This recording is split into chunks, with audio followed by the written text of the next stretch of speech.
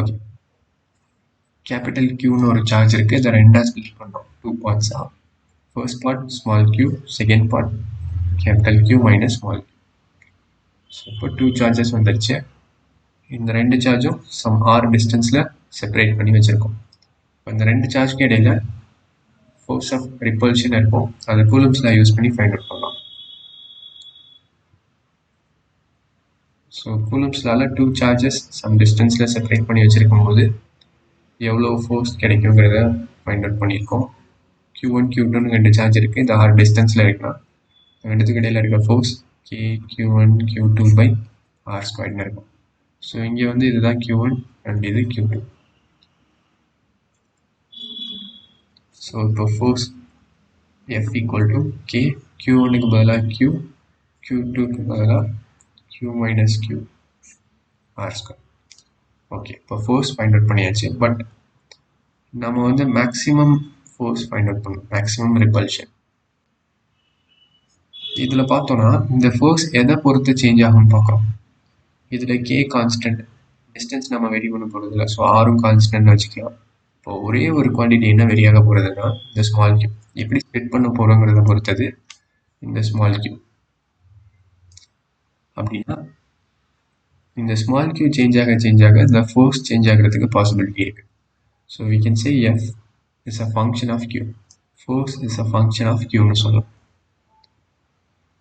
ஒரு ஃபங்க்ஷன் எப்போ maximum value போகும் அப்படின்னு பார்த்தோன்னா when its first derivative is equal to 0. So when df of q by dq is equal to 0, then f of q is maximum.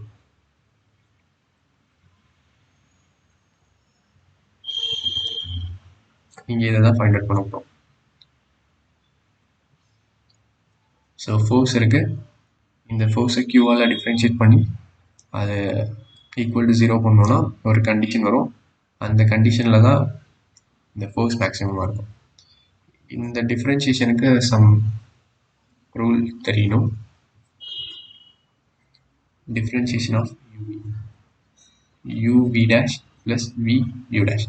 So ரெண்டு variables இருக்கும்போது ஒன்றை கான்ஸ்டண்ட்டாக வச்சுட்டு இன்னொன்று டிஃப்ரென்ஷியேட் பண்ணுவோம். அதே மாதிரி இன்னொன்று கான்ஸ்டண்ட்டாக வச்சுட்டு முன்னாடி வச்சுருந்ததை டிஃப்ரென்ஷியேட் பண்ணுவோம். ஸோ இங்கே இது யூன்னு எடுத்துக்கோங்க அண்ட் இதை வின்னு எடுத்துக்கோங்க. So d by dq of f which is equal to d by dq of k r square capital Q minus small q should be equal to 0. இப்போ இந்த k and r square constant இதை வெளில எடுத்துறேன்.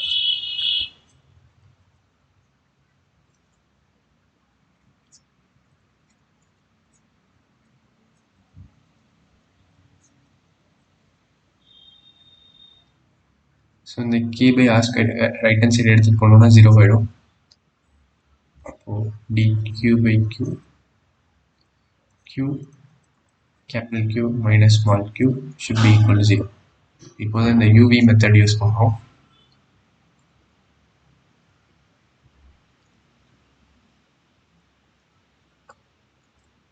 So இது u, இது v. First u கான்ஸ்டண்ட்டாக வச்சுக்கணும், v மட்டும் டிஃப்ரென்ஷியேட் பண்ணணும். d by dq of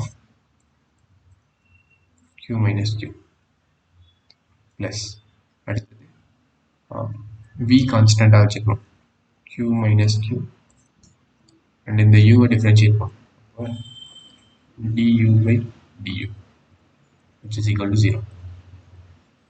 இது 1 வரும். இங்கே பார்த்தோன்னா மைனஸ் 1 வரும். ஸோ இங்கே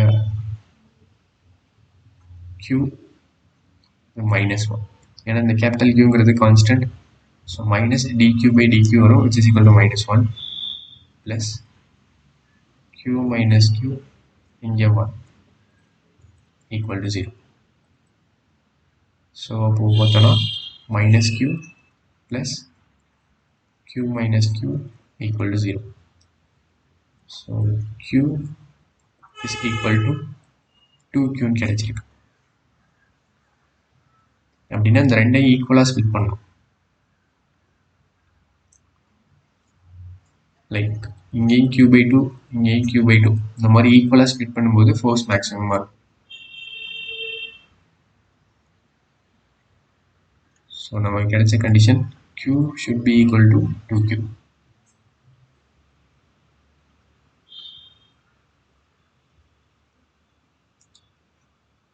So this is